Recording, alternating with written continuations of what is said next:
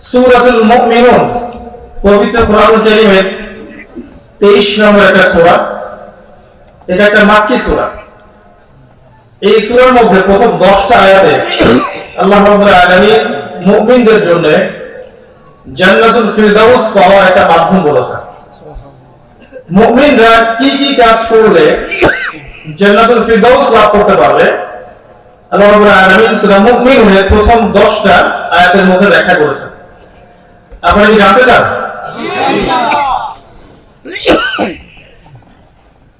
আল্লাহ রাব্বুল আলামিন প্রথম আয়াতে বলেছেন قد أفلح المؤمنون بعد أعوذ بالله من الشيطان الرجيم بسم الله الرحمن الرحيم قد أفلح المؤمنون।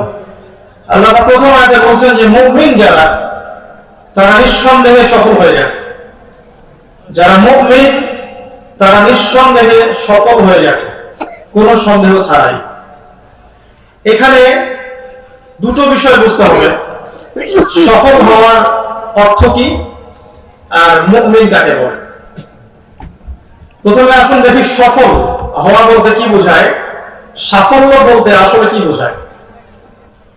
আমরা সাধারণত মনে করি যে যার বেশি টাকা পয়সা আছে, দুনিয়াতে ব্যাংক ব্যালেন্স বেশি, স্ট্যাটাস বেশি, পলিটিক্যালি সে স্ট্রং, ইকোনমিক্যালি স্ট্রং, সমাজের মানুষ অনেক দাম দেয়, বাড়ি গাড়ি টাকা পয়সা ব্যাংক ব্যালেন্স ইত্যাদি ইত্যাদি যার যত বেশি সে তত বেশি প্রতিষ্ঠিত এবং সফল, তাই না? আমরা এমনটা মনে করি এবং এই বস্তুবাদী দর্শন আমাদের এটা শিখিয়েছে। এই বস্তুবাদী দর্শনের উৎপত্তি স্থল কিন্তু মদিনা নয়, এই বস্তুবাদী দর্শনটার উৎপত্তি স্থল হচ্ছে পশ্চিমা সভ্যতা। তারা শিখিয়েছে যে ইন হিয়া ইল্লা নামুতু ওয়া নাহইয়া ওয়া মা নাহনু বিমাবউসিন। ওই পশ্চিমারা শিখিয়েছে আমাদেরকে এই দুনিয়ার জীবনটাই আমাদের জীবন, এরপরে আমরা পুনরুত্থিত হব না। তাই খাওয়া দাওয়া ভোগ বিলাস আমোদ ফুর্তি এগুলো যা করার দুনিয়াতে করে না। আমরা সাফল্য বলতে সাধারণত মনে করি যে ভালো চাকরি, ভালো ব্যবসা, সুন্দর স্ত্রী, ব্যাংক ব্যালেন্স, উঁচু অট্টালিকা, পলিটিক্যাল পাওয়ার, এগুলো সাফল্যের মানদণ্ড আমরা মনে করি। আল্লাহ পাক সাফল্য আমাদের কি বুঝিয়েছেন চলেন কোরআনে দেখি। আল্লাহ পাক বলছেন সূরাতুল আলে ইমরান আয়াত নাম্বার 185, আল্লাহ আযজা ওয়া জাল্লা তিনি বলছেন কুল্লু নাফসিন যায়িকাতুল মাউত, প্রত্যেকটা নফস বা আত্মাকে মৃত্যুর স্বাদ গ্রহণ করতে হবে। এরপর কিয়ামতের দিন তাদেরকে পূর্ণ মাত্রায় প্রতিদান দেয়া হবে। তারপর আল্লাহ বলছেন ফামান যুহজিহা আনিন নার ওয়া উদখিলাল জান্নাতা ফাকাদ ফাজ, যে ব্যক্তিকে জাহান্নাম থেকে বাঁচানো হবে এবং জান্নাতে প্রবেশ করানো হবে সেই ব্যক্তি সফল। ফাকাদ ফাজ, সেই ব্যক্তি সফল। The definition of success, সাকসেসের ডেফিনিশনটা হচ্ছে যাকে পরকালে জাহান্নাম থেকে বাঁচানো হবে সেই ব্যক্তি সফল। ওই ব্যক্তির যদি দুনিয়াতে বাড়ি ছোট হয়, গাড়ি ছোট হয়, ব্যাংক ব্যালেন্স কম হয়, দুনিয়ার মানুষ তাকে বেশি চেনে না, তার উঁচু উঁচু বাড়ি ঘর নাই, সম্পত্তি কম, বাট দুনিয়াতে সে ঈমান আমলের উপর টিকে ছিল, এই ব্যক্তি সফল আল্লাহর কাছে। সাফল্যের মানদণ্ড আল্লাহ দিয়ে দিয়েছেন। আল্লাহ বলেছেন মান তুসিরুনাল হায়াতাদ দুনিয়া, কিন্তু তোমরা কিন্তু দুনিয়ার জীবনকে প্রাধান্য বেশি দিয়ে থাকো। ওয়াল আখিরাতু খায়রুন ওয়া আবকা, কিন্তু আখিরাত চিরস্থায়ী। আল্লাহ পাক আরো বলেছেন ক্বাদ আফলাহা মান তাযাক্কা, সে ব্যক্তি সফল হয়ে গেল যে ব্যক্তি আত্মশুদ্ধি অর্জন করতে পারবে। ক্বাদ আফলাহা মান তাযাক্কা ওয়া যাকারা ইসমা রাব্বিহি ফাসাল্লা, যে আল্লাহর নাম, তোমার রবের নাম, আল্লাহ পাকের নামের জিকিরগুলো শিখলো এবং তার নাম নিয়ে সালাত আদায় করলো, অনুগত হলো। অন্য সূরা আল্লাহ পাক বলেছেন সূরা শামসের মধ্যে ক্বাদ আফলাহা মান যাক্কা, যে ব্যক্তি আত্মশুদ্ধি অর্জন করতে পেরেছে সে ব্যক্তি সফল। ঠিক আল্লাহ ওয়া ক্বাদ খাবা মান দাসা, এবং যে ব্যক্তি আত্মশুদ্ধি অর্জন করতে পারলো না সে ব্যক্তি তার নফসটাকে ধ্বংস করে ফেলল। সূরা আহজাবের দিকে চলে যান, আল্লাহ পাক সেখানে বলেছেন ইয়া আইয়ুহাল্লাযীনা আমানু, হে মুমিনগণ, ইত্তাকুল্লাহ, আল্লাহকে ভয় করো, ওয়া কুলু কওলান সাদীদা, এবং সরাসরি স্পষ্ট কথা বলো। ইউসলিহ লাকুম আ'মালাকুম, তাহলে আল্লাহ পাক তোমাদের সমস্ত আমল সংশোধন করে দিবেন।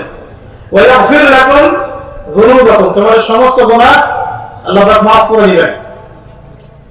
ওয়া মান ইউতি ইল্লাহ ওয়া রাসূলাহ, যে ব্যক্তি আল্লাহর আনুগত্য করবে এবং তার রাসূলের আনুগত্য করবে, ফাকাদ ফাযা ফাওজান আযীমা, সে ব্যক্তি মহান সাফল্য অর্জন করবে। এই যে ফাযা, ফাকাদ ফাযা, ক্বাদ আফলাহা শব্দগুলো আমরা বুঝতে পারছি যে আল্লাহ তাআলা এখানে পরকালীন সাফল্য বোঝাচ্ছেন। যদি দুনিয়াতে আমরা আল্লাহ এবং তার রাসূলের আনুগত্য করি, এক কথায় কোরআন এবং সুন্নাহ মেনে চলি, ইনশাআল্লাহ পরকালে আল্লাহ পাক আমাদেরকে জাহান্নাম থেকে বাঁচাবেন। এটাই হচ্ছে আল্লাহর দৃষ্টিতে সাফল্যের সংজ্ঞা। আমি কি বুঝতে পারছি? তো আল্লাহ পাক এখানে বলছেন যে মুমিনরা সফল হয়ে গেল। তাহলে সাফল্যের সংজ্ঞা আমরা শিখলাম।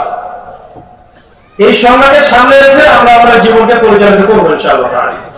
দুনিয়াতে যদি একটু কম খান, ছোট বাড়ি হয়, ছোট গাড়ি হয়, চাকরি বাকরি ছোট, আপনার ব্যাংক ব্যালেন্স কম, এতে হতাশ হওয়ার কিছু নেই, মন খারাপ করার কিছু নেই। পরকালে যে ব্যক্তি সফল, সে ব্যক্তি চিরস্থায়ী সফল। আমি নিষেধ করার পরে কাজগুলো করছেন, এখানে আপনারা কিন্তু কোরআনের নূর থেকে বঞ্চিত হবেন। কথার দিকে মনোযোগ দেন, কি বলছি এদিকে মনোযোগ দেন, মোবাইল ফোনগুলোকে বন্ধ করেন। আমি এরপর আর বলবো না, এরপরে আমি আর বলতে চাবো না, আমার কোথায় চলে যেতে হবে, বিকজ এগুলো থাকলে আমি কথা বলতে পারি না। আমি একটা বিষয় গুছিয়ে এনেছি আমার জন্য লেকচার দেওয়ার জন্য। যদি লেকচারের মাঝখানে বাধা পাই, তাহলে আমার কিন্তু কনসেন্ট্রেশন নষ্ট হয়ে যাবে, তখন আপনারা সেটা পাবেন না যেটা আমি দিতে চাচ্ছি। রেকর্ড হচ্ছে আমার অফিসিয়াল চ্যানেলে চলে যাবে, সবাই ডাউনলোড করতে পারবে, পারবেন না? এত ব্যস্ত কি আছে? একটা যুগ ছিল এইসব প্রযুক্তিগুলো ছিল না, তখন কি এদেশের মাটিতে ইসলাম ছিল না? আর এর সংখ্যা তখন বেশি ছিল না, এখন বেশি। উপকার না, ক্ষতি বেশি করে, বোঝার মতো স্মার্টনেস তৈরি করে। প্রসঙ্গে ফিরে আসে, আল্লাহ মুমিনদেরকে সফল বলেছেন। তাহলে সাফল্যের সংজ্ঞা শিখলাম, মুমিন কাকে শেখা উচিত। আমার সাথে বলেন দেখি, মুমিন আসলে কার? ঈমান শব্দের অর্থ কি? ঈমান শব্দের অর্থ কি? বিশ্বাস। কতগুলো বিষয় বিশ্বাস করলে একজন ব্যক্তিকে ঈমানদার বলা হয় বলতে পারবেন? 7টা বলছেন কারা কারা? আপনার উত্তর সঠিক হয়নি। এর উত্তরটা আমরা রাসূলুল্লাহ সাল্লাল্লাহু আলাইহি ওয়াসাল্লামের একটা হাদিস, বিখ্যাত হাদিস, হাদিসে জিবরিল থেকে নেওয়ার চেষ্টা করছি। নিশ্চয় আপনাদের মনে আছে, জিবরাইল আলাইহিস সালাম ইতিহাসে একটা মাত্র বার মানুষের রূপ ধরে জনসমক্ষে এসেছেন সাহাবাদের সামনে, এবং নবী সাল্লাল্লাহু আলাইহি ওয়াসাল্লামের হাঁটুর সাথে হাঁটু লাগিয়ে দিয়ে তাকে 4টা প্রশ্ন করেছেন। মনে আছে হাদিসটা? সহিহ মুসলিম এর 9 নম্বর হাদিস, মিশকাতের 2 নম্বর হাদিস। এটাকে হাদিসে জিবরিল বলা হয়। প্রথম প্রশ্ন করেছিলেন, আখবিরনি আনিল ইসলাম, আমাকে ইসলাম সম্পর্কে বলুন। নবীজি বলেছেন ইসলাম হচ্ছে প্রথমে কি? কালিমা, তারপর সালাত, তারপর যাকাত, তারপর সাওম, তারপরে হজ। এই 5টা পিলারে বিশ্বাস করার নাম হচ্ছে ইসলাম, যেটা আল্লাহর কাছে একমাত্র গ্রহণযোগ্য দিন। অন্য কোন দিন আল্লাহর কাছে চলবে? চলবে না।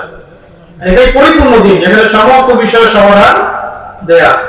দ্বিতীয় প্রশ্ন করেছেন ঈমান কাকে বলে? আখবিরনি আনিল ঈমান। নবীজি এখানে বলেছেন ঈমানের পিলার 6টা। কয়টা? 6টা। 1 নাম্বার আল্লাহর প্রতি বিশ্বাস, 2 নাম্বার ফেরেশতাগণের প্রতি বিশ্বাস, 3 নাম্বার আসমানি কিতাব সমূহের প্রতি বিশ্বাস, 4 নাম্বার নবী রাসূলগণের প্রতি বিশ্বাস, 5 নাম্বার তাকদীর ভাগ্যে, 5 নাম্বার হচ্ছে পরকালের প্রতি বিশ্বাস, আর 6 নাম্বার ভাগ্যে ভালো মন্দের প্রতি বিশ্বাস। এই 6টা হচ্ছে ঈমানের পিলার।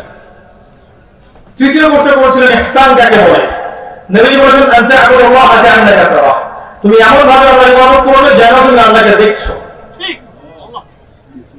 ফাইলাম তাকুন তারা ফাইন্নাহু ইয়ারাক, আর তুমি যদি আল্লাহকে দেখতে না পাও, জেনে রাখবে আল্লাহ তোমাকে দেখছেন। এই কনসিয়াসনেসের নাম হচ্ছে কি? ইহসান। ঈমান না, ইহসান। তারপর চতুর্থ প্রশ্ন তিনি করেছেন আখবিরনি আনিস সাআ, আমাকে কিয়ামত সম্পর্কে বলুন। নবীজি বলেছেন সাল্লাল্লাহু আলাইহি ওয়াসাল্লাম মাল মাসউল আনহা বিআ'লা মিন সাইল, এই বিষয়ে প্রশ্নকারী এবং জিজ্ঞাসিত ব্যক্তি উভয়ই সমান, মানে কেউ বেশি জানে না।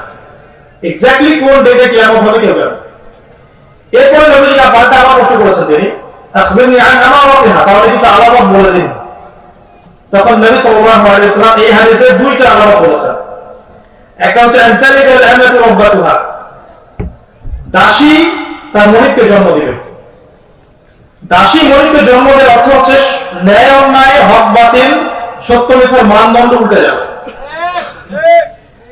আর কারণ বলেছে ওয়ানসা ওয়া খুসাতাল আওরাদ আলাদা হিয়া শারিয়াতু ওয়ালুনা ফিল দুনিয়া, সমাজের সবচেয়ে দরিদ্র, নগ্ন পদের, নগ্ন দেহের রাখাল শ্রেণীর মানুষেরা উঁচু উঁচু অট্টালিকা নির্মাণের প্রতিযোগিতা করবে। তখন কিয়ামত অপেক্ষা করতে থাকে। এই হাদিসে এভাবে এসেছে।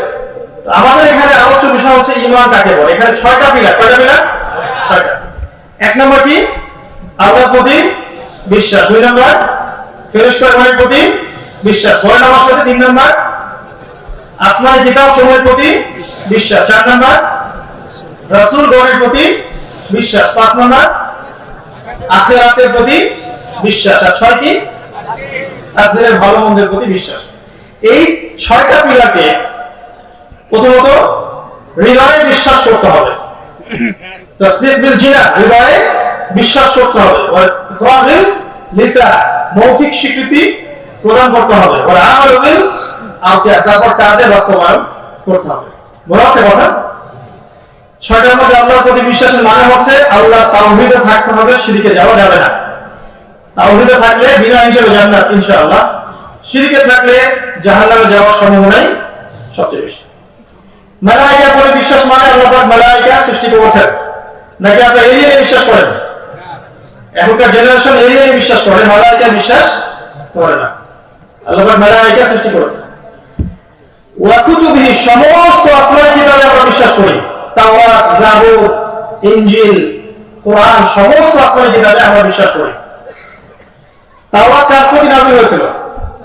মুসা আলাইহিস সালামের প্রতি। মুসা আলাইহিস সালামের অনুসারীদের নাম কি? ইহুদিরা কি বিশ্বাস করে যে কোরআন আল্লাহর বাণী? আমরা বিশ্বাস করি তাওরাত আল্লাহর বাণী, তাই না? তারা বিকৃত করেছে। তারা কি করেছে? বিকৃত করেছে। কিন্তু আমরা বিশ্বাস করি সোর্সটাকে আল্লাহ পাক নিজে, আল্লাহর পক্ষ থেকে সমস্ত আসমানী কিতাব এসেছে। এখন বলেন, আমরা সমস্ত আসমানী কিতাবে বিশ্বাস করছি, আর তারা আমাদের আসমানী কিতাবে বিশ্বাস করে না। কারা সাম্প্রদায়িক, কারা অসাম্প্রদায়িক? বলেন, কাদের দৃষ্টিভঙ্গি সংকীর্ণ, কাদের তা প্রশস্ত? বুঝতে হবে এবং কথা বলতে শিখতে হবে। ওয়া রুসুলিহি, সমস্ত রাসূলে আমরা বিশ্বাস করি না? নবী মুসা আল্লাহর নবী, ঈসা আলাইহিস সালাম আল্লাহর নবী, দাউদ, সুলাইমান সবাইকে আল্লাহর নবী, ইব্রাহিম আল্লাহর নবী, সমস্ত আম্বিয়া কেরাম কার পক্ষ থেকে এসেছেন? এখন ওই সব নবীদের অনুসারীরা কি বিশ্বাস করে যে মুহাম্মদ সাল্লাল্লাহু আলাইহি ওয়াসাল্লাম আল্লাহর নবী? কারা ওরা? কারা সাম্প্রদায়িক? বুঝেন, একটা কথা বলি, খুব কষ্টের সাথে বলছি। এই উম্মতের মধ্যে কিছু মানুষ আছে যারা এখনো বিশ্বাস করে না মুহাম্মদ সাল্লাল্লাহু আলাইহি ওয়াসাল্লাম শেষ নবী।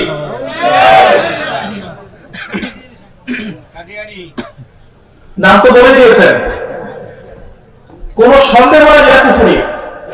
যে ব্যক্তি এই কুফরিতে সন্দেহ পোষণ করবে সেও কুফরির মধ্যে থাকবে। আমরা বিশ্বাস করি মুহাম্মদ সাল্লাল্লাহু আলাইহি ওয়াসাল্লামের পরে কোন নবী আসবেন? ঈসা আলাইহিস সালাম কি নবী হয়ে আসবেন? তার পাঠানোর মূল কারণটা কি জানেন? আল্লাহ পাক ঈসা ইব্রাহিমকে পাঠাবেন এই কারণে যে সত্য মাসিহের হাতে আল্লাহ পাক মিথ্যা মাসিহুদ দাজ্জালকে হত্যা করবেন। এইটাই হচ্ছে তার আশার কারণ। মিথ্যা মাসিহ দাজ্জাল যখন বের হবে সামনে মানুষের রূপে, তখন ঈসা আলাইহিস সালামের হাতে তার মৃত্যু হবে। আল্লাহ পাক এই মিশনটা পূরণ করার জন্য তাকে পাঠাবেন। তো এই 6টা পিলারকে কি করতে হবে ভাই? প্রথমে মনে বিশ্বাস, তারপর মৌখিক স্বীকৃতি, তারপর কাজে বাস্তবায়ন। ওয়ালিয়াউল আখির তো বলেছে পরকালের পুরো জীবন, মৃত্যু থেকে নিয়ে একদম জান্নাত জাহান্নাম পর্যন্ত বিশ্বাস করতে হবে। আর তাকদীর, এটা মনে একটা ভাগ্য আল্লাহর পক্ষ থেকে লেখা হয়ে গেছে, নাকি বিশ্বাস করেন না? আসমান এবং জমিন সৃষ্টি করার 50,000 বছর আগে আল্লাহ তা লিখে ফেলেছে। এরপরেও মায়ের গর্ভে 4 মাস 10 দিনের সময় আবার লেখা হয়। এর লাইলাতুল কদর আছে না, তখন আবার 1 বছরের বাজেট পেশ করা হয়। কিছু মানুষ মনে করে তাকদীর বলতে কিচ্ছু নাই, মানুষের কর্মের স্বাধীনতাই চূড়ান্ত। এদেরকে বলা হয় কাদারিয়া। কি বলা হয়? কাদারিয়া। নবীজি বলেছেন এরা যদি ইন্তেকাল করে জানাজা যাবে না, এরা যদি অসুস্থ হয় দেখতেও যাবে না। আবার কিছু মানুষ আছে মনে করে যে তাকদীরে যা আছে তাই হবে, তাদের কোনো স্বাধীনতা নাই। এটা হচ্ছে উল্টা মতবাদ, এর নাম হচ্ছে জাবারিয়া। এরা জাবারিয়া, এরা হচ্ছে কর্মের স্বাধীনতাকে অস্বীকার করে। তো দুটার মাঝখানে আহলে সুন্নাহ ওয়াল জামাত আকীদা হচ্ছে তাকদীর আল্লাহর পক্ষ থেকে লেখা হয়ে গেছে, কিন্তু মানুষের কর্মের স্বাধীনতাও আছে। আপনি চাইলে ভালো কাজ করতে পারেন, আপনি চাইলে খারাপ কাজও করতে পারেন, ঠিক আছে? এটা আমরা থাকবে। তাকদীরে কিছু বিষয়ে কনস্ট্যান্ট, কিছু বিষয়ে ঝুলন্ত মুআল্লাকাত, ভালো কাজে বাড়বে, খারাপ কাজে কমবে। আত্মীয়তার সম্পর্ক রক্ষা করেন, তাকদীরে রিজিকে হায়াতে বাড়ানো হবে ইনশাআল্লাহ। কোরআন বেশি করে তেলাওয়াত করেন, পরহেজগারী অবলম্বন করেন, তাকদীর সুন্দর হবে ইনশাআল্লাহ। বেশি বেশি দোয়া করেন আল্লাহর কাছে, আল্লাহ তার সমস্ত বিপদ আপদ দূর করে দেবেন ইনশাআল্লাহ। তো কিছু বিষয়ে দোয়ার মাধ্যমে, ভালো আমলের মাধ্যমে পরিবর্তনশীল, এগুলো মুআল্লাকাত, কিন্তু মূল বিষয়গুলো আল্লাহর কাছে ঝুলন্ত থাকে। আচ্ছা ভাই, আপনার নাম এজন তো এখানে দেন। কথা বলেন না, তারা তা কোন বলছে।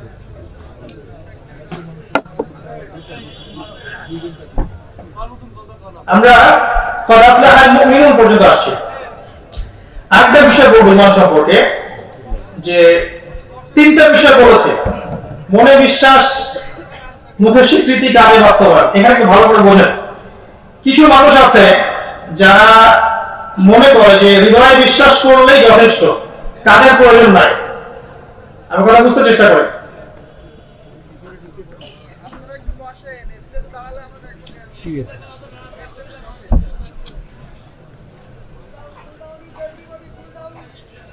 কিছু মানুষ মনে করে যে মনে বিশ্বাসটা যথেষ্ট, কাজের প্রয়োজন নাই, মানে লা ইলাহা ইল্লাল্লাহ কালিমা পড়েছি যথেষ্ট। আপনারা কি তাই মনে করেন? যদি তাই হতো তাহলে মদিনার আব্দুল্লাহ বিন উবাইয়ের যারা অনুসারী ছিল তারা কেউ জাহান্নামে যেত না। মুনাফিকরা কিন্তু মুখে স্বীকার করেছে, করে নাই, কিন্তু মন থেকে বিশ্বাস করে নাই। তাই লা ইলাহা ইল্লাল্লাহ স্বীকৃতি দেওয়ার অর্থ হচ্ছে হৃদয়ের ভিতর থেকে বিশ্বাস করে স্বীকৃতি দেওয়া। এটাকে বলা হয় মুরজিয়া। কি বলা হয়? মানে শৈথিল্যবাদী। এবং আমাদের বেশিরভাগ মানুষ কিন্তু মুরজিয়া, আমলটাকে শক্ত মনে করে না, মনে করে মুখে বলেছি এটা যথেষ্ট। আসলে ব্যাপারটা এমন নয়, কাজ করতে হবে। আবার এর অপোজিশন আরেক শ্রেণীর মানুষ আছে, এরা হচ্ছে খারেজি বা চরমপন্থী। মূলত মুসলিম দেশগুলোতে যেখানেই ইসলামের নামে সন্ত্রাসবাদ ছড়িয়েছে তার পিছনে এই আকীদাটা কাজ করেছে।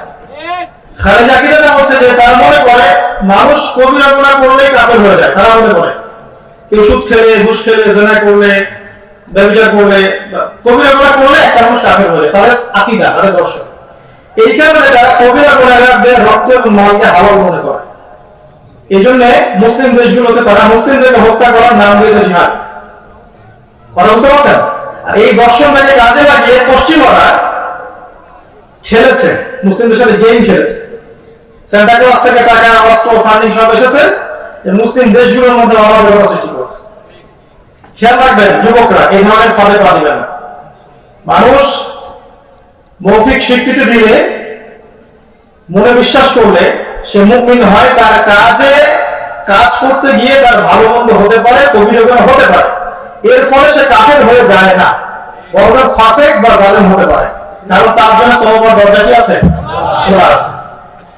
তো এই দুটার মাঝে আহলে সুন্নাহ ওয়াল জামাতের আকীদা হচ্ছে ঈমানের জন্য মৌখিক স্বীকৃতি আর মুখে মনে বিশ্বাস আর মৌখিক স্বীকৃতি হচ্ছে মূল বিষয়, আর কাজটা হচ্ছে শাখা প্রশাখা। কাজে আপনি ভুল করতে পারেন, তওবা করে ফিরে আসার সুযোগ আছে।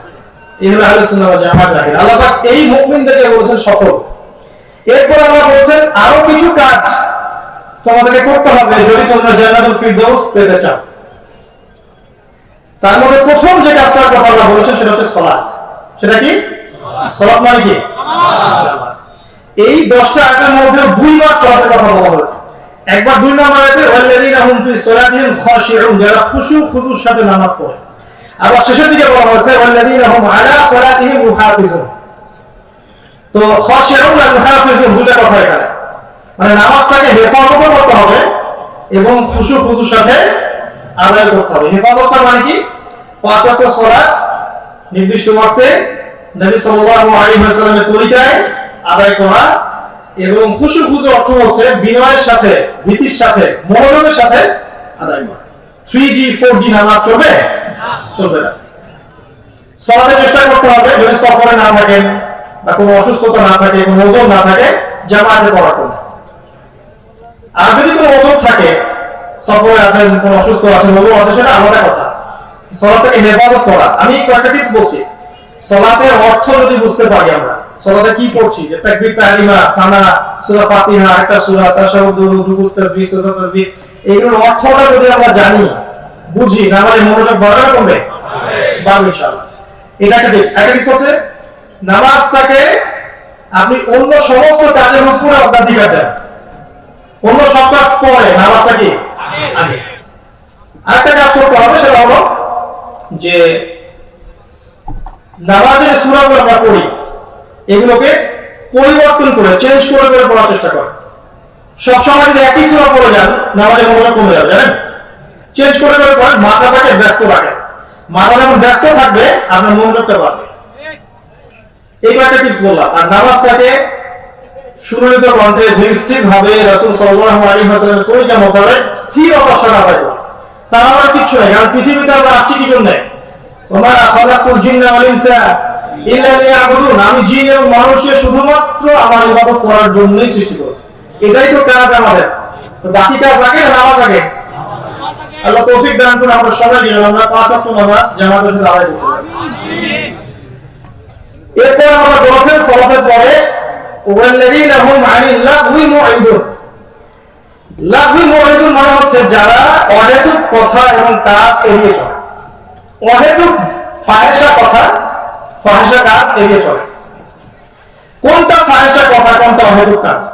যেই কাজে পরকালীন কোনো স্বার্থ নাই, যে কাজের বা যে কথা পরকালে কোনো আজর পুরস্কার, কোনো স্বার্থ নাই। বসে আছি, অহেতুক ফেসবুকিং করছি, কোনো স্বার্থ আছে পরকালীন? ইউটিউবে সময় নষ্ট করছি, স্বার্থ আছে? গল্প করছি, বসে গীবত করছি, আড্ডা পিটাচ্ছি, পাবজি খেলছেন, লুডু খেলছেন, অনেক কিছু স্পোর্টসে লিপ্ত আছেন, শারীরিক কোনো কসরত নাই, লাভ আছে কোনো? মেয়েরা বসে গল্প করতে করতে গীবত শুরু করলো, এইভাবে আলাপ, সেইভাবে আলাপ, ওই স্বামীর আলাপ, প্রতিবেশীর আলাপ, এই করতে করতে গীবত চলছে। কোন ফায়সা, কোনো কাজ আছে? পরকালীন কোনো স্বার্থ আছে? মিউজিক শুনছে, অনেক মিউজিক, পরকালীন কোনো উপকার আছে? মনে করেন উপন্যাস পড়ছেন, গল্প পড়ছেন, কবিতা পড়ছেন, যেগুলো দুনিয়ার স্বার্থ থাকতে পারে, পরকালীন কোনো স্বার্থ নাই, আছে? এরকম অনেক যাবতীয় কথা এবং কাজ মুমিনরা এড়িয়ে চলবে। পারবো না ইনশাআল্লাহ? কথাগুলোকে, গল্পগুলোকে, মাহফিলগুলোকে, মজলিসগুলোকে দিনের দিকে নিয়ে আসার চেষ্টা করা। যেখানেই বসবো দিনে কিছু কথা, যেটাই পড়বো দিনই কিছু পড়লাম, যেটাই বলবো দিনই কিছু বললাম। যেখানে আল্লাহ থাকবেন, রাসূল থাকবেন, দেখবেন ওই কথাটাই ওই সময়টা নেকি অর্জনের মাধ্যম হয়ে যাবে ইনশাআল্লাহ। বুদ্ধির সাথে করতে হবে। আর যখন উঠে যাবে সেখান থেকে দোয়া করবেন, সুবহানাকা আল্লাহুম্মা ওয়া বিহামদিকা আশহাদু আল্লা ইলাহা ইল্লা আনতা আস্তাগফিরুকা ওয়া আতুবু ইলাইক। তাহলে ওই মজলিসে যে ফাহিশা কথাগুলো হয়েছে, এগুলোর কাফারা হয়ে যাবে ইনশাআল্লাহ। এটা খুব ইম্পর্টেন্ট একটা ওসিয়াত করেছেন, আমি বলে দেই। প্রথম যে ওহীটা ছিল সেটা ছিল পড়াশোনা সম্পর্কে, তাই না? ইকরা বিসমি রাব্বিকাল লাযী খালাক। দ্বিতীয় ওহীটা ছিল ইয়া আইয়ুহাল মুদ্দাসসির কুম ফাআনযির। এই দ্বিতীয় ওহীর শেষের আয়াতে দেখবেন আল্লাহ পাক বলেছেন ওয়ারুযা ফাহজুর, অপবিত্র অহেতুক বিষয়গুলো এড়িয়ে চলো। এটা খুব ইম্পর্টেন্ট জিনিস। মুসলিম ভালো ঈমানদারদের বৈশিষ্ট্য হচ্ছে তারা অহেতুক বিষয় লিপ্ত হবে না। যেটাতে আমার পরকালে কোনো ফায়দা নেই, সেটাতে আমি যাবো না। পারবেন ইনশাআল্লাহ? ইনশাআল্লাহ। আল্লাহ তৌফিক দান করুন। এরপর আল্লাহ বলেছেন যে ওয়াল্লাযীনা হুম লিফুরুজিহিম হাফিজুন, যারা লজ্জাস্থানে কি করে? হেফাজত করে। এখন আমার চেয়ে আপনারাই ভালো জানেন এখানে আল্লাহ কি বোঝাচ্ছেন, জানেন না? লজ্জাস্থানে হেফাজত বলতে নারী পুরুষ উভয়কে বোঝানো হচ্ছে। মেয়েদের ক্ষেত্রে তো এটা আরো অনেক গভীর। তাদের কথা পর্দা লঙ্ঘন হতে পারে, তাকানোর পর্দা লঙ্ঘন হতে পারে, তাদের পোশাকটা এমন হবে, এখানে কি মহিলা আছে?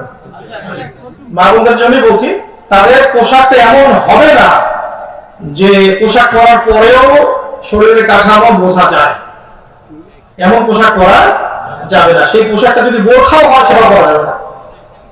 এমন বোরখাও পরা যাবে না যেটা পরলে আমার শরীরের সমস্ত কাঠামো কি হয়, বোঝা যায়। আবার এমন পোশাক পরা যাবে না যে পোশাক পরলে বাহির থেকে ভিতরের অঙ্গ দেখা যায়, এত পাতলা পোশাক পরা যাবে না। আবার এমন পোশাক পরা যাবে না যেটা অমুসলিমদের সাথে সাদৃশ্যপূর্ণ, ওদের সংস্কৃতির সাথে সাদৃশ্যপূর্ণ। আবার এমন পোশাক পরা যাবে না যেটা পুরুষদের পোশাক, নারীরা পুরুষের পোশাক পরতে পারবে না, পুরুষেরা নারীর পোশাক পরতে পারবে না। এই মূলনীতিগুলো মেনে যদি আপনি পোশাক পরেন তাহলে পর্দা আছে। এছাড়া আরো পর্দা আছে, কথার পর্দা আছে, চোখের পর্দা আছে, হাঁটার চলার পর্দা আছে, আছে না? বোরকা পরে যদি আমি কোমর দুলিয়ে হাঁটি সবার সামনে, তাহলে কি হাঁটার পর্দা থাকবে? থাকবে না। তো আর ছেলেদের ক্ষেত্রেও আছে। এখানে মেয়েদের পুরো ফিজিক্যাল স্ট্রাকচারটাই লজ্জাস্থান, পুরো মেয়ে পুরো কাঠামোটাই কিন্তু লজ্জাস্থান অন্তর্ভুক্ত। একটা মেয়ে চাইলে তার হাত বের করে দিতে পারবে না, কোমর বের করতে পারবে না, পিছের অংশ খুলে হাঁটতে পারবে না, এটা পুরোটাই কি তার লজ্জাস্থানের অন্তর্ভুক্ত। আর ছেলেদের ক্ষেত্রে তো আপনারা বোঝেন সকল কতটুকু। এখানে লজ্জাস্থান হেফাজত বলতে আপনারা বোঝাচ্ছেন যে আমাদের চোখের, হাতের, মনের, কানের কোন দিক থেকে যেন আমরা জেনায় না জড়াই এবং লজ্জাস্থানের হেফাজত করি। হালাল ভাবে বিয়ে করুন, লজ্জাস্থানের হেফাজত করুন।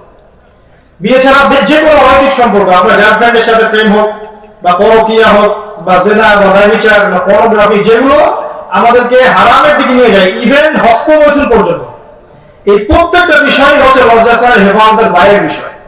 এই সব কিছুকে অ্যাভয়েড করতে পারলে সবে লজ্জাস্থানের হেফাজতের হক আদায় হবে ইনশাআল্লাহ তাআলা। আল্লাহ পাক তৌফিক দান করুন।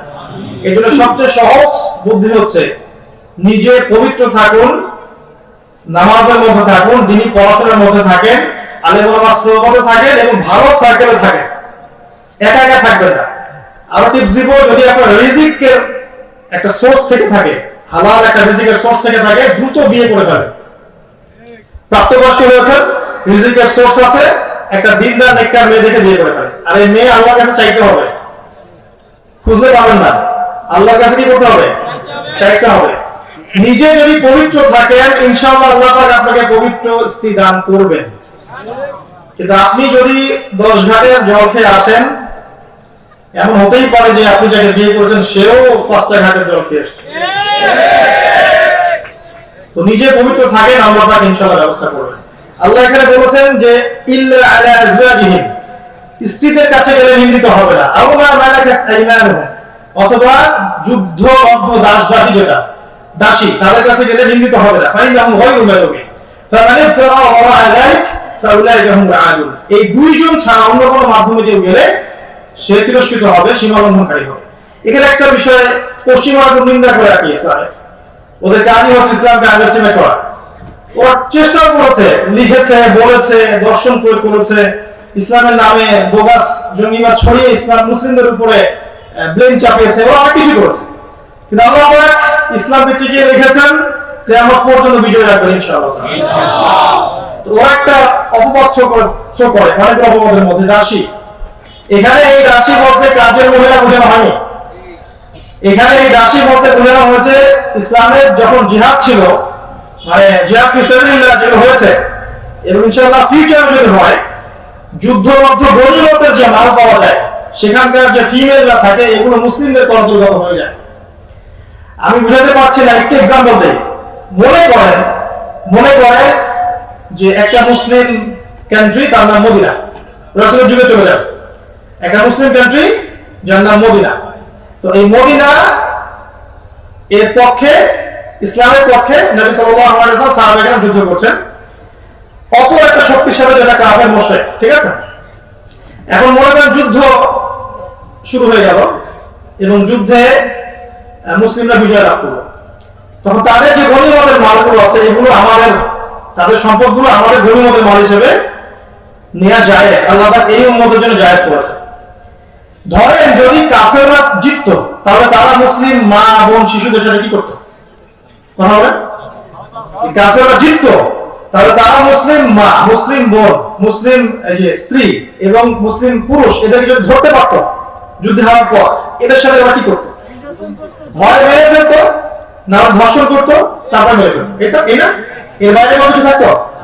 আল্লাহ পাক আমাদেরকে কি বলবেন দেখেন, আল্লাহ পাক যুদ্ধ মহিলাগুলো পাওয়া যাবে এবং যে পুরুষরা পাওয়া যাবে, এদেরকে মুক্তিপণের বিনিময়ে মুক্ত করা যাবে এবং স্ত্রীদেরকে দাসী হিসেবে রাখা যাবে, আমির তিনি ডিস্ট্রিবিউট করবেন। যাকে দাসী হিসেবে রাখা হচ্ছে তার আয়েজের আগে তার সাথে মেলামেশা করা যাবে না। এবং সে কি পাচ্ছে? সেই মেয়েটা পাচ্ছে জীবনের নিরাপত্তা, তাকে মেরে ফেলা হচ্ছে না, এক নম্বর কথা, তাকে মেরে ফেলা হচ্ছে না এবং তাকে ধর্ষণ করা হচ্ছে না, সে সিকিউরিটি পেল। একজন মুসলিমের আন্ডারে আসলো, তার দ্বীন ইসলাম কবুল করার সম্ভাবনা বেড়ে গেল, তাই না? সে চাইলে জাহান্নাম থেকে বাঁচতে পারবে এখন। এরপরেও সে পাচ্ছে কাপড়, ভরণ পোষণ, খাবার, নিরাপত্তা, জীবনের নিরাপত্তা, এবং ওই মুসলিমের অভিভাবকত্ব পাচ্ছে। এমনকি সেই স্ত্রীর মর্যাদা না পেলেও তার গর্ভে যখন সন্তান হবে, সেই সন্তান এই মুসলিমের উত্তরাধিকার হতে পারে। এই যে পুরো হিউজ একটা উপকারিতা সে পেল, একই সাথে সে তার যৌন অধিকার কিন্তু পেল। কারণ যৌন চাহিদা শুধু ছেলে থাকে না, মেয়েও থাকে, থাকে না? অবশ্যই থাকে। এক্ষেত্রে সেও কিন্তু একটা স্বামী খুঁজে পেল। এই জিনিসগুলো না বোঝার কারণে পশ্চিমবঙ্গের গ্রামীণ হচ্ছে তিরস্কার করে ইসলামকে। এবং এখন আমাদের দেশের অনেক মুনাফিক তারাও এর পিছনে কলম লিখে বেড়াচ্ছে। এগুলো বুঝতে হবে, সে সবকিছু পেয়েছে, শুধুমাত্র স্ত্রীর ওই উত্তরাধিকার বিরাজটা পায় নাই। এরপরেও সবচেয়ে বড় কথা, সে ইসলাম কবুল করার সুযোগ পেয়েছে। আপনাদেরকে বলে রাখি, ইসলামের অনেক বড় বড় আলেম, ফকিহ, মুফাসসির, মুহাদ্দিস, রাষ্ট্রপ্রধান ছিলেন দাস, জানেন? ওই মামলুক, মিশরে 250 বছর মামলুক খেলাফত ছিল, মনে আছে? ইতিহাস পড়েছেন? ওই মামলুকরা ছিল দাস।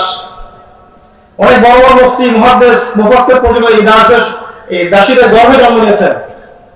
এই যে কুতুবউদ্দিন আইবেক নাম শুনেছেন? কুতুব মিনার, উনিও একজন দাস বংশীয় ছিলেন। এই যে ইলতুৎমিশ নাম শুনেছেন? ইনারা ছিলেন দাস। এরকম অনেক ঘটনা আছে। ইসলাম এখানে উদার এবং সার্বজনীন সমাধান দিয়েছে। এখানে ওদের সমাধানটা কি ছিল? মেয়েগুলোকে ধরতো মুসলিম, রেপ করতে মেরে ফেলতো। ইমিয়ান নয় যেটা করেছে, এই করতো, এটা করছে না? কি করেছে? ধর্ষণ করেছে, হত্যা করেছে, ধর্ষণ, হত্যা। ওদের সলিউশন বেটার, আল্লাহর সলিউশন বেটার। আল্লাহ পাক আমাদেরকে বোঝার তৌফিক দান করুন। এখানে দাসী বলে তাদেরকে বোঝানো হয়নি, তাদের অনেক অধিকার আছে, তারপর একজন এটা হতে পারে। তো এদের কাছে গেলে, দাসীর কাছে গেলে বা স্ত্রীদের কাছে গেলে তারা তিরস্কৃত হবে না। এছাড়া অন্য কোনো পথ যদি অবলম্বন করে, আল্লাহ পাক বলেছেন সে ব্যক্তি সীমালঙ্ঘনকারী হয়ে যাবে।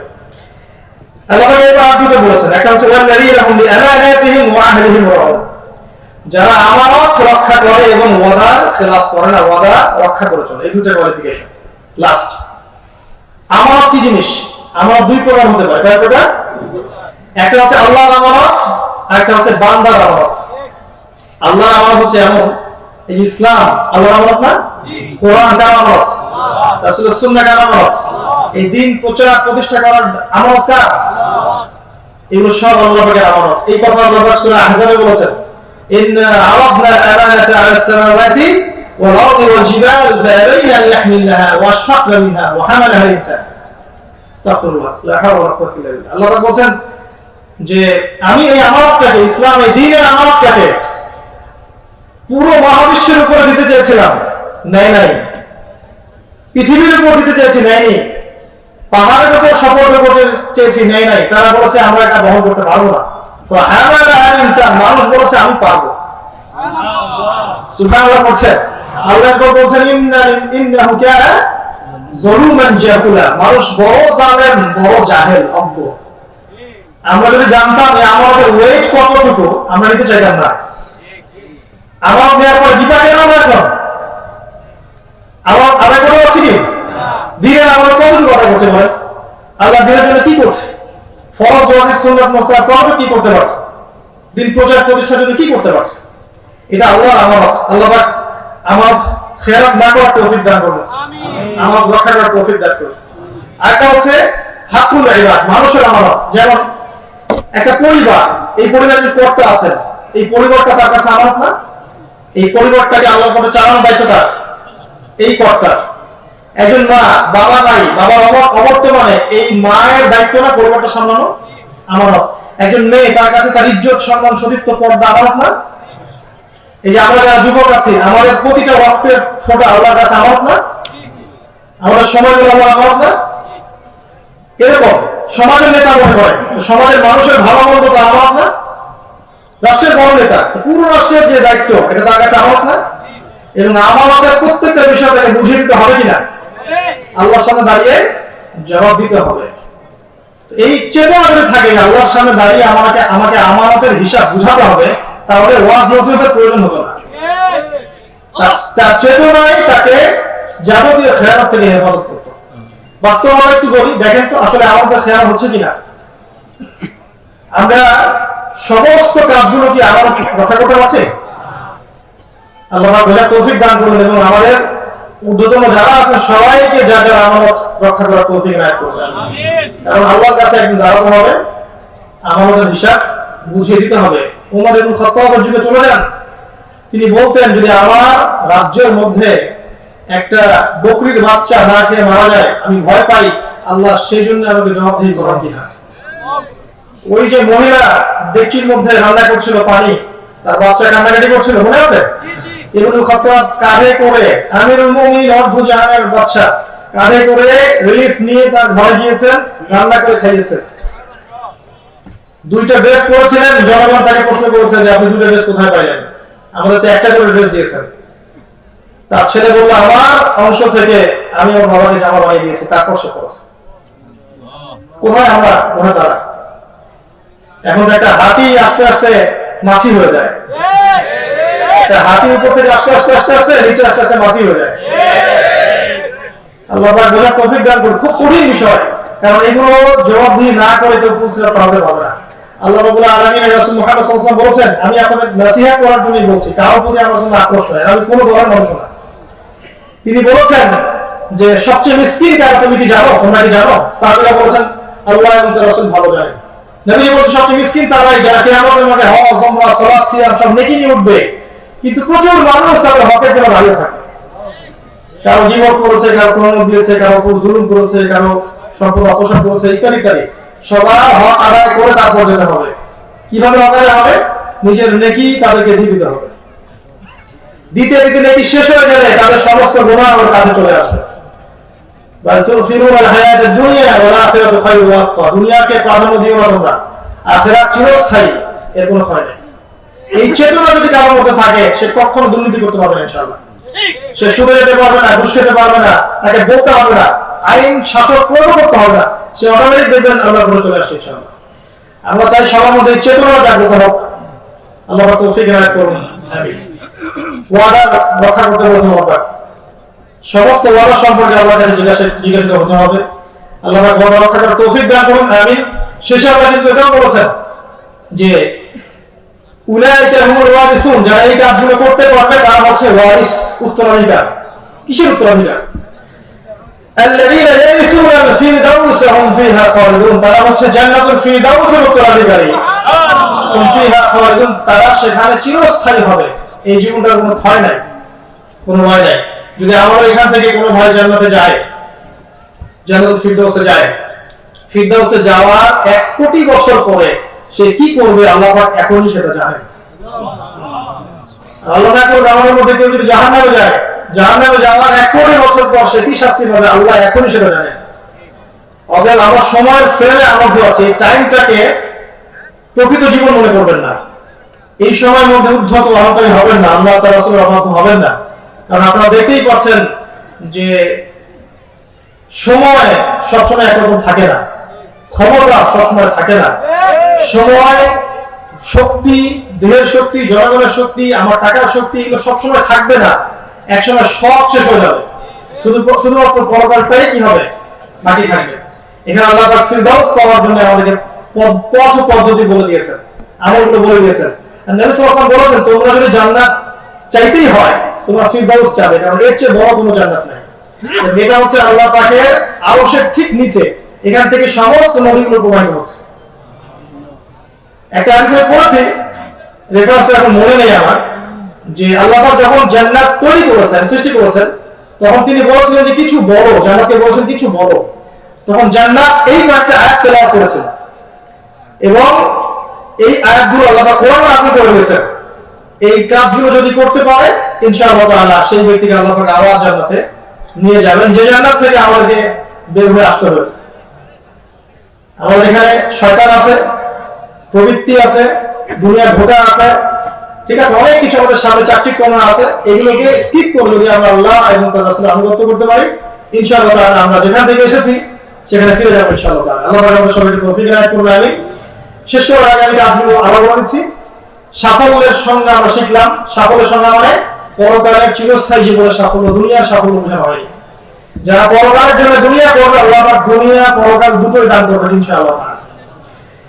আমরা মুমিন ঈমানের সংজ্ঞা শিখেছি, সত্যিকারের বিশ্বাস।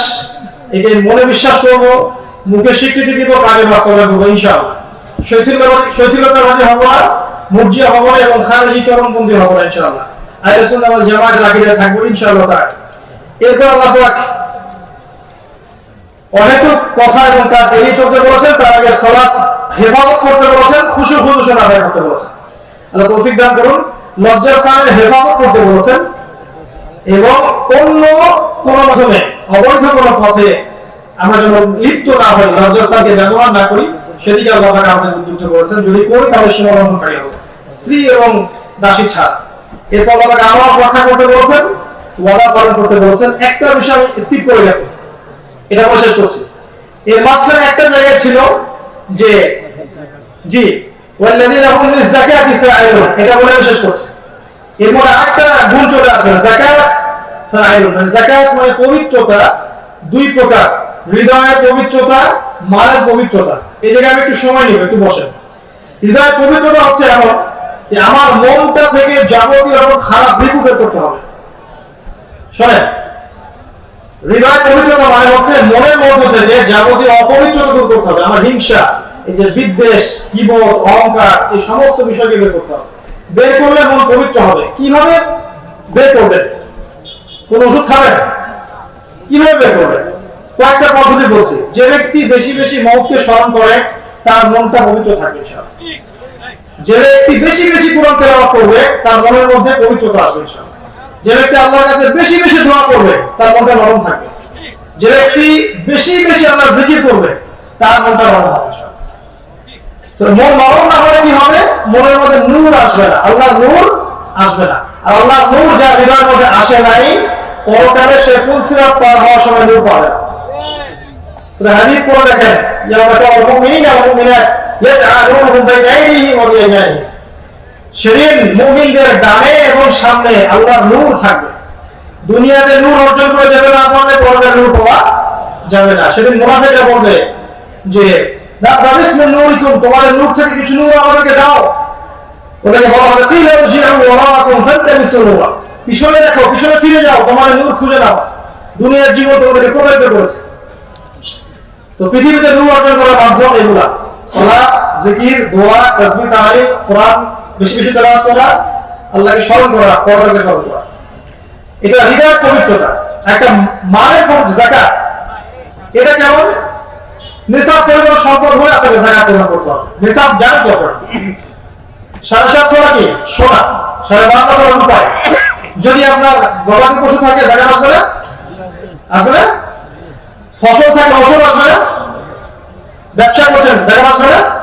যাকাত আসবে। এবং যাকাতের কথাটা আমি এই জন্য মেনশন করলাম শেষে, যে যে ব্যক্তি সালাত এবং যাকাতের মাঝখানে পার্থক্য করবে, সালাত পড়ে কিন্তু যাকাত দেয় না, সে ব্যক্তি কাফের, কোনো সন্দেহ নেই। সালাত পড়ে যাকাত প্রদান করে না, প্রদান করাকে জরুরি মনে করে অস্বীকার করে, সে ব্যক্তি নিঃসন্দেহে না। আর যাকাতটাকে আমরা পিছনে ফেলে দিয়েছি, কালেমা, নামাজ, রোজা, হজ, যাকাত বানিয়েছি। এই কারণে যাকাতকে আমরা গুরুত্ব খুব একটা দিচ্ছি না। এই জায়গায় আমার কথা শোনেন, বিকজ আমি সাবজেক্টগুলো পড়েছি, স্টাডি করছি। যাকাত হচ্ছে ইসলামিক ইকোনমিক্স এর মূল ভিত্তি। ইসলামিক অর্থনীতি দাঁড়িয়ে আছে যাকাতের উপরে, সালাতের উপরে, ব্যবসার উপরে, কৃষিভিত্তিক বিষয়ের উপরে ইসলামিক ইকোনমিক্স দাঁড়িয়ে আছে। আর পশ্চিমবঙ্গ যে অর্থনীতি দিয়েছে এটা দাঁড়িয়ে আছে সুদের উপরে। কিসের উপরে?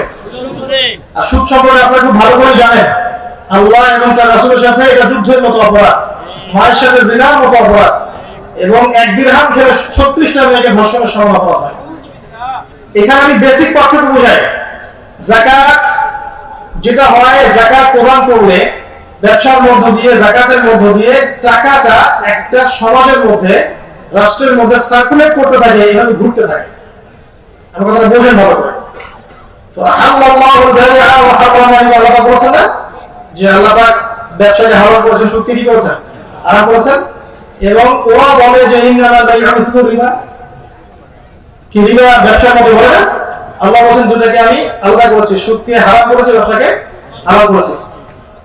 সুদের মধ্য দিয়ে টাকা মার্কেটে সার্কুলেট করে না, কিন্তু যাকাত, সাদাকা, ব্যবসা এগুলোর মধ্য দিয়ে টাকা বাজারটাকে ঘুরতে থাকে, মার্কেটকে সার্কুলেট করতে থাকে। আজকে যে ধনী আছে কালকে সে গরিব হতে পারে, চান্স আছে। আর কালকে যে গরিব আছে সে তারপর একদিন ধনী হতে পারে, চান্স আছে। ইসলামিক ইকোনমিক্সের মধ্যে চিরস্থায়ী বড়লোক হওয়ার কোনো সুযোগ নাই। সে ধনী, সে গরিব হতে পারে, চান্স আছে। আর ইসলামিক অর্থনীতির মধ্যে চিরস্থায়ী গরিব হওয়ার সুযোগ কম, এখানে তার ধনী হওয়ার সুযোগ থাকবে। কারণ এখানে লাভ লসের রিস্ক আছে, আসলে আজকে আপনি লাভ করতে পারেন, কালকে লস করতে পারেন। আর যদি আপনি ধনী হয়ে যান সেক্ষেত্রে আপনার সম্পূর্ণ জাকাত আসলে আপনি জাকাত দিবেন, সমাজে একটা ফ্লো সৃষ্টি হবে, হবে না? সমাজটা বদ্ধ হবে না। কিন্তু সুদের মধ্যে দিয়ে দেখবেন ধনীরা আস্তে আস্তে আরো ধনী হতে থাকবে, আর গরিব আস্তে আস্তে আরো পভার্টি ডিস্ট্রিবিউশন হতে থাকবে। বেসিক পার্থক্য, এখানে মানি ঘুরতে থাকে না। আমি ইকোনমিক্স পড়েছি বলে বলতে পারছি কথা। ওয়ার্ল্ড ইকোনমিক্স এবং ইসলামিক ইকোনমিক্সের মধ্যে একটা হারমোনিয়াস কানেকশন করতে হবে, তাহলে বুঝতে পারবেন। এখন চলছে রিবা কেন্দ্রিক অর্থনীতি, এখানে ক্যাপিটালিজম মানে ধনী ধনী হতেই থাকবে, আর গরিব আস্তে আস্তে আরো গরিব হতেই থাকবে। মাথা পিছু আয় দেখবেন যতই আপনি ডেভেলপ করার চেষ্টা করেন না কেন, বিশ্বের একটা অংশের মানুষ দিন দিন ধনী হচ্ছে। খেয়াল করে দেখেন, পশ্চিমা ইউরোপের যারা আছে সবাই দিন দিন ধনী হচ্ছে। আর ভেনেজুয়েলা, ইন্দোনেশিয়া বা যেগুলো কান্ট্রি প্রপার্টি ডিস্ট্রিবিউশনের মধ্যে আছে এরা দিন দিন গরিব হচ্ছে। এটা রিবার কারণে। এরপর টাকার মান তারা নিয়ন্ত্রণ করছে, এবং আমরা মুসলিমরা যাকাত দিচ্ছি না, অর্থনীতি সচেতন রাখতে পারছি না। যাকাত হলে, ব্যবসা হলে এবং ইসলামিক ইকোনমিক্স থাকলে সম্পদটা ফ্লো হতো, সাম্য চলে আসতো। ওই যে চায়না, রাশিয়া, তারা সাম্যের ব্যাখ্যা বুঝেছে। তারা যদি ইসলাম বোঝে না, কিন্তু ক্যাপিটালিজম থেকে বের হয়ে এসে তারা কমিউনিজম সৃষ্টি করেছে, তাই না? ওই কমিউনিজম উপর দাঁড়িয়ে দেখেন চায়না, রাশিয়া এখন ডেভেলপ করেছে, ওরা সামনের দিকে আসছে। আমি ওখানে কমিউনিজম আর ইসলামের মধ্যে অনেক পার্থক্য আছে, কিন্তু এটা ক্যাপিটালিজমের চেয়ে বেজার পথ ছিল। এটার উপর দাঁড়িয়ে চায়না সারা ওয়ার্ল্ডে আজকে ব্যবসা নিয়ন্ত্রণ করছে না, রাশিয়া করছে। রাশিয়াকে টক্কর দেওয়ার ক্ষমতা ওদের নাই। রাশিয়া ওই দেশ না যাকে উঠতে বলে উঠবে, বসতে বলে বলবে, এমন দেশ না আসে। এবং সে তার উপর গরম থাকলে সে বলে দিবে যে এমন মিসাইল মারব 24 ঘন্টার মধ্যে বিল্ডিং হয়ে যাবে। ও এমন জায়গায় চলে গেছে। এটার ফ্লোটা কি? পুঁজিবাদ থেকে বের হয়ে তারা অন্য জায়গায় চলে গেছে। আমরা যদি পুঁজিবাদ থেকে বের হয়ে ইসলামিক ইকোনমিক্সটা ফ্লো করতে পারতাম, সমাজে দারিদ্রতা বলে কিছু থাকতো না, সবাই দুই বেলা খেতে পারতো। আরো ব্যাপার আছে, শোনেন কথা। স্টাডি করেন, দেখেন এখন আমাদের এই কন্টিনেন্টের মধ্যে মাথাপিছু আয় দারিদ্র সীমার নিচে কতজন লোক বাস করে, খেয়াল করে দেখেন। আমি স্টাডি করে দেখেছি 3 কোটি প্লাস, আর করোনার সময় আরো বেড়ে গেছে। এখন এই লোকগুলো যাকাতে হবে না, যখন আমি যাকাত দিচ্ছি না প্রতি বছর, ওই লোকগুলো হরণ বেড়ে গেছে। এবং বাংলাদেশে এমন ধনী সমাজ আছে যাদের এক একজনের পকেট থেকে লাখ লাখ কোটি কোটি টাকা যাকাত বের করা সম্ভব। ওই জায়গা দিয়ে প্রতিকূলতা দূর করা সম্ভব, বেশ্যাবৃত্তি দূর করা সম্ভব, আপনার বেকারত্ব দূর করা সম্ভব, সমস্ত দুর্নীতি শেষ করে পদ্মা সেতু কেন শত শত প্রজেক্ট করা সম্ভব। এটা বুঝতে হবে, ইকোনমিক্সের মূল ফ্লোটা আল্লাহ দিয়েছেন যাকাত কেন্দ্রিক, ব্যবসা কেন্দ্রিক। এই জায়গায় যখন রিবার মধ্যে আটকে গেছে, তখন ধনীরা ধনী হচ্ছে, গরিবরা গরিব হচ্ছে। আল্লাহ পাক বোঝার তৌফিক দান করুন। আমি বেশি কথা বললাম না। ইসলামিক ইকোনমিক্স পড়বেন, তো একটা সাবজেক্ট শেষ করি। কোরআন পড়েন, কোরআনের সাথে আপনি ভাষা শিখেন, হাদিসের বইগুলো পড়েন, ইসলামিক ইতিহাসটা পড়েন, ইসলামিক ইকোনমিক্স পড়েন, পলিটিক্যাল সায়েন্স পড়েন। ইনশাআল্লাহ দেখবেন আপনিও দুই চোখ দিয়ে এই বিষয়টা দেখতে পারবেন ইনশাআল্লাহ। এবং সবার জন্য কল্যাণকামী হন, কারো প্রতি আক্রোশ, বিদ্বেষ, হিংসা এগুলো পোষণ করে দাওয়াতি কাজ করবেন না। মুসলিম উম্মাহকে একটা ঐক্যবদ্ধ জায়গায় আনার চেষ্টা করুন, ইলম অর্জন করুন, আল্লাহ তৌফিক দান করুন, আমল করার তৌফিক দান করুন, আমল করুন, পরিবার গঠন করুন, হালাল রিজিক খান, সামনের দিকে আসেন, সবাইকে ঐক্যবদ্ধ করেন। আপনি উম্মাহর জন্য কল্যাণকামী হন, মানুষের ভালো কাজের প্রশংসা করেন, খারাপ কাজটা ভুলটা ধরিয়ে দেন। এক কথায় দ্বীন ইসলামকে জীবিত করার জন্য, এর দাওয়াতটা প্রচার করার জন্য, প্রতিষ্ঠা করার জন্য আপনার ক্ষুদ্র ক্ষুদ্র চেষ্টাগুলোকে কাজে লাগায়, ইনশাআল্লাহ দেখবেন আজ নাও কাল নাও আগামী 10, 20, 30, 40, 50 বছর পর হলেও এই ইসলামই হবে এই বিষয়ে একমাত্র সুপার পাওয়ার, যাকে কেউ ধ্বংস করতে পারে। সেই প্রত্যাশা করে আজকে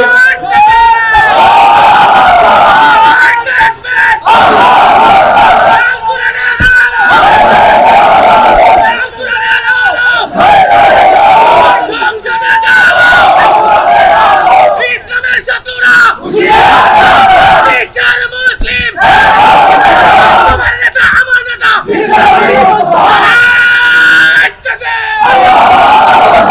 স্যার প্লিজ, আমি বারবার একটা কথা বলি, শোনেন আমার কথা, মন খারাপ করবেন না। আই ওয়াশ করে, শোডাউন করে, আবেগ দিয়ে, ঠিক আছে, চিল্লাপাল্লা করে, মানে কি বলে গড্ডালিকা কমে গা ভাসিয়ে এইভাবে দিন কাট হয় না, এইভাবে দিনের উপকার হয় না, এইভাবে আলোচনা আলাদা ঘরে ঘরে চলবে না।